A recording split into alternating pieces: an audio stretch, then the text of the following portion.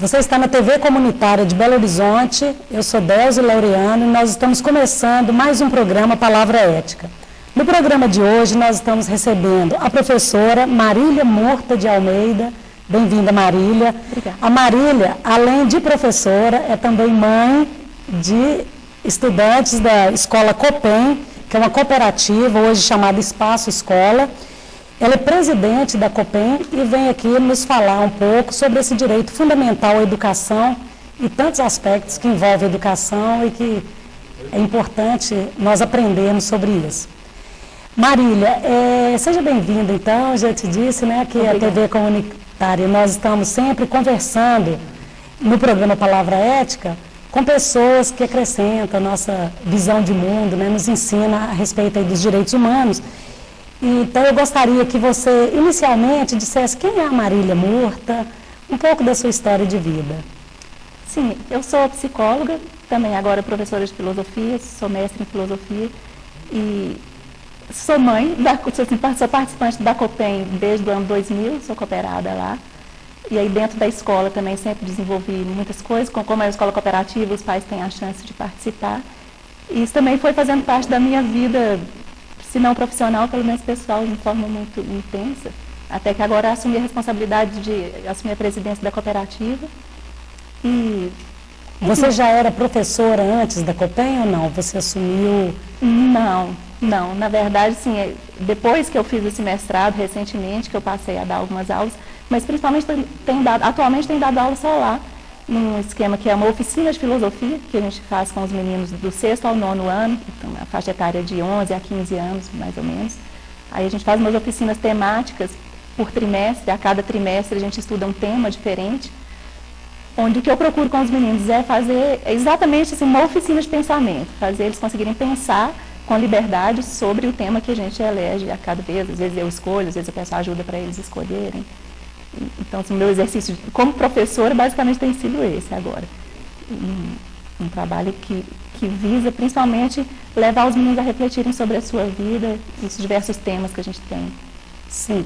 Então, me ajuda aqui. A Copem, ela é uma escola que ela tem, como nós advogados dizemos, uma natureza jurídica diferente das outras escolas, porque nós vemos escolas públicas, então, vinculadas a algum ente da federação, ou município, ou estado, ou a União, e nós temos também as escolas privadas, muitas hoje são ligadas a alguma entidade religiosa, são os colégios católicos ou até de outras religiões. Como que funciona então essa escola, né, que é uma cooperativa? Então, a Espaço Escola, ela de certa maneira fica num entre-lugar social por diversos motivos, esse é um deles. Assim, para começo de conversa, a estrutura jurídica, né, assim, a razão social da escola é diferente da maioria de todas as outras. Por quê? A gente não é uma escola particular, né? Não tem um dono, não tem fins lucrativos. Por outro lado, também a gente não é uma escola pública, a gente não tem verbas públicas para isso. Então, é uma cooperativa de pais. Cada pai é dono de uma cota da escola e participa e divide, então, a escola tanto no sentido de ser dono de uma parte da escola, quanto de ser chamado a assumir algumas responsabilidades, alguma participação. Não que todo mundo que entre lá tenha que participar, mas está sempre sendo convidado a participar e aqueles que se interessam têm a chance de ou entrar mesmo para o conselho administrativo ou participar ativamente das assembleias. Assim, qualquer decisão vai ser tomada em última instância por uma assembleia de pais. Então, nem todas as crianças que estudam na escola, os pais têm cota da cooperativa? Não, todos têm cota. Todos têm cota? Todos têm cota. Mas é que o que eu disse não assim, participam da administração. Isso. E também quando a gente convoca assembleias, a participação não é exatamente obrigatória. Alguns pais preferem lidar com a escola de uma maneira menos ativa. Isso também é coisa que faz parte da nossa sociedade hoje, pessoas cheias de trabalho, com pouco tempo para tudo. Eu disse isso só porque às vezes até assusta um pouco o pai pensar que ele tem que participar de uma escola onde ele vai ter que participar ativamente de tudo. A gente quer isso. Quanto mais pessoas estiver ali dentro que realmente queira participar e participar das decisões e participar da administração, melhor. Assim, o corpo fica fortalecido. Mas o fato do pai comprar uma cota não obriga ele à participação em tudo. Né? Essa escola, essa Copem, ela foi inspirada em alguma escola já existente, que os primeiros, quer dizer, os fundadores, buscam essa ideia em outra escola ou ela é pioneira, que existem outras em Belo Horizonte também? Não, isso eu também queria dizer, é a única escola cooperativa de Belo Horizonte, uma cooperativa de pais nesse sentido. Sim. Existem algumas cooperativas de trabalho, né, onde os professores é que são os cooperados, mas uma escola onde os pais é que sejam os cooperados, em Belo Horizonte é a única. Olha, eu entrei lá no ano 2000, a escola já tinha sido fundada, a cooperativa foi fundada em 92, a escola começou a fundar em 93, então eu não participei desse processo inicial, nem cheguei a conhecer mesmo, conheci só uma ou duas pessoas que participaram desse primeiro grupo, então eu não saberia te dizer se eles se inspiraram em outra escola concretamente, mas claro que tinham informações, né, que, pelo menos da existência desse modelo, da possibilidade de fazer uma escola com esse modelo. Assim, de ser uma sim, mas a relação, por exemplo, com o Ministério da Educação, tudo tranquilo? Não essa relação é normal, como se fosse uma escola Ela cumpre particular. todas as obrigações legais de outras escolas. Sim, apesar de juridicamente é uma cooperativa e não uma escola, então a gente até poderia não seguir, por exemplo, as determinações dos sindicatos, professores, mas a gente segue tudo, os professores recebem da mesma maneira os aumentos, seguem as recomendações do SINCO e tudo. Marília, é interessante, eu tenho uma carta de um pai de estudante hoje da escola, na Espaço Escola, e ele diz, atravesso a cidade para levar minha filha para a escola. Então, um sacrifício muito grande. O que, afinal, essa escola, Espaço Escola, tem de diferente? O que ela oferece de diferente que os pais, quer dizer, além do trabalho que eles têm na vida, no dia a dia, ainda investem, eu não gosto da palavra investir, é muito capitalista, né? Mas, quer dizer, eles dedicam um tempo de vida para ajudar a cuidar dessa escola. Qual o diferencial da Espaço Escola? Eu sou mãe lá na escola há 11 anos e pouco, né? Minha filha hoje está no 7º ano, a mais velha, entrou lá com 1 ano. Eu te falo o seguinte, desde que eu entrei lá, pela primeira vez, eu senti um impacto muito forte para mim. Então, a primeira impressão que eu tive era de um espaço afetivo muito diferente do que eu estou acostumada a ver em outros locais. E isso permanece, assim, eu nunca tive dúvida de que aquele lugar era onde eu queria estar com as minhas meninas. E estou falando disso primeiro, que seria a coisa assim, menos intelectual, sim, mas acho que talvez seja mais raro de encontrar. E talvez isso se deva ao fato mesmo de ser uma cooperativa, ou seja, é uma escola onde os pais têm a porta aberta para entrar e sair, tanto na hora de levar e buscar essas crianças, quanto na hora de precisar ter uma conversa com a diretora ou ter uma conversa com a professora. Todos esses mecanismos de comunicação são muito mais intimistas, eu diria, mais facilitados. Claro que dentro de regras, tem o funcionamento normal da escola, com seu corpo pedagógico e tudo.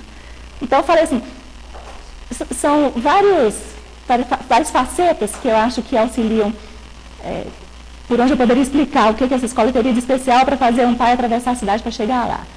Então, é uma cooperativa, a gente tem essa participação mais ativa. Mas será que não é o fato da escola ter um número bem menor de alunos? Não. Porque a gente vê hoje muitas escolas que vão, por exemplo, não chama maternal mais, chama educação infantil. Educação infantil. Quer dizer, até o último ano do ensino fundamental e depois o básico, né? Médio, ensino médio, porque muda tanto o nome que eu já fiquei perdida. Umas escolas muito massificadas, quer dizer, escola com 4 mil estudantes. Então, é praticamente impossível você ter uma proximidade mesmo com a família. Será que na COPEN, né, no Espaço Escola, é o fato da escola ser pequena que favorece isso? Como que você vê também isso? Então, eu te falar dessas duas coisas primeiras. Primeiro, um ambiente muito interessante, talvez por ser pequeno, mas existem também outras escolas pequenas. E tem um terceiro elemento assim, fundamental que entra, que a gente tem uma equipe pedagógica que trabalha de maneira muito interessante, muito positiva, muito bem pensada. Assim, a gente tem uma equipe que procura estar sempre produzindo conhecimento junto com os meninos. Então, é um ensino voltado realmente para a formação humana, no sentido de uma construção de conhecimento mais do que transmissão. Então, os meninos são levados sempre a pensar. Eu citei a oficina de filosofia, mas acho que esse é um exercício que acontece nas aulas de forma geral. E tudo isso vai dando um caráter muito específico para essa escola. Então, sim, o fato de ser pequena, claro. Se fosse grande, era impossível conhecer todo mundo. Mas, além de ser pequena, acho que tem também um olhar voltado para isso. Cada professor que está ali, até cada estagiário que entra, acho que absorve um pouco essa cultura e realmente vê cada pessoa e cada criança tratada com carinho, com atenção. Tem mais até proximidade, né, com as crianças. Tem mais proximidade. E o trato com o conhecimento também é feito de uma maneira muito particular, muito interessante, através de diálogos constantes. o intercâmbio entre o educador e os educandos, a busca da pergunta dos meninos. A gente tem o ensino de todas as matérias ligadas à ciência, né? Ciências, geografia, história. Isso desde o comecinho, mesmo quando lá na primeira série, que a gente chamaria só de ciências nas outras escolas, o que a gente desenvolve lá são projetos de pesquisa. Projetos de pesquisa que acontecem, na verdade, desde o infantilzinho. O infantil 1, o infantil 2 já tem as suas pequenas pesquisas sendo realizadas. O interesse que surge ali dos meninos, isso vira um projeto de trabalho. Mas vocês têm uma metodologia, um teórico que é o veio principal aí do ensino ou não? Qual é a pedagogia? Um nome específico eu não poderia te dar. A gente tem uma relação grande com que talvez possa se chamar no campo da educação de interacionismo, que essa é a ideia da educação através do intercâmbio e do diálogo entre seus diversos atores, né, os educadores, os alunos, a família, e o trabalho com projetos, que já chamou de pedagogia de projetos, mas talvez não exatamente isso, mas o trabalho do conhecimento feito através de projetos de pesquisa. Isso é, de fato, uma metodologia desenvolvida na escola. Hoje a gente tem um apoio de um professor que veio do Cefet, que trabalha com projetos também. O ensino de ciência, geografia e história dos alunos de 6º a 9º ano é feito através de projetos de pesquisa. Ou seja, você chega ali, o aluno do 6º ano, ele não vai receber um livro de história já pronto. Eles vão descobrir um tema a ser estudado através desse tema e buscando os conteúdos que não tem aquela preocupação com o manual, né? Que não, ainda que sem se desligar completamente dos parâmetros que são estabelecidos pelo MEC. Claro que a gente está sempre de olho em cada turma, não ficar, que às vezes pode causar certos desvios, uma turma estudar só um assunto, deixar outros de lado. Claro que o educador está ali também para ficar de olho nisso. E às vezes, se os meninos estão tendendo a estudar só a mesma coisa, o educador vai e chama para o outro lado também. Mas isso faz com que o conhecimento seja produzido de forma mais autônoma e com mais interesse. Sim, você falou um aspecto aí bastante interessante, que é a questão do afeto. E nós observamos que as pessoas que veem a educação de uma forma mais tradicional, eles priorizam mais a disciplina. É possível equilibrar o afeto e a disciplina na escola?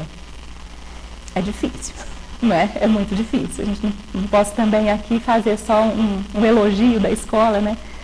E acho que também a gente vive hoje uma sociedade em que esse problema da disciplina borbulha, aparece aqui e ali. A gente vive uma sociedade muito regulamentada e, ao mesmo tempo, estimula muito a liberdade, fala em nome da liberdade, mas, de fato, está querendo cercear e colocar em caixotinhos as coisas. Então, a gente recebe lá muitos alunos que, às vezes, não se adequam mesmo na escola tradicional e, às vezes, chegam num ponto já mais velhos, meninos que vêm com mais de 10 anos, que estão com dificuldade de se adequar a qualquer espaço. Claro que a gente trabalha com metodologias, com critérios, com regras. Então, problemas disciplinares acontecem. E algumas vezes é tenso isso, a gente conseguir transformar, às vezes, alunos que estão ali meio que explodindo de tensões e problemas, e trabalhando ali aos poucos no diálogo, na escuta, tentando escutar, para tentar transformar aquilo num ambiente de aprendizagem. E não só de disciplinação. Porque a gente tem que disciplinar também, senão não dá para desenvolver nada. Mas então, não aquela disciplina militar, né, que era sempre vista, né, como o processo ideal de educação. Marília, nós vamos fazer um pequeno intervalo agora e terminamos esse primeiro bloco. Nós estamos então aqui no Palavra Ética entrevistando hoje a professora Marília Murta de Almeida, que é a presidente da COPEM, hoje conhecido como Espaço Escola, e que trabalha com a metodologia de ensino diferenciado. Essa palavra diferenciado também acabou ganhando uma conotação ruim, né? Mas é uma nova proposta de escola e que já funciona há mais de 18 anos em Belo Horizonte. Nós voltamos daqui a pouco com o segundo bloco do nosso programa.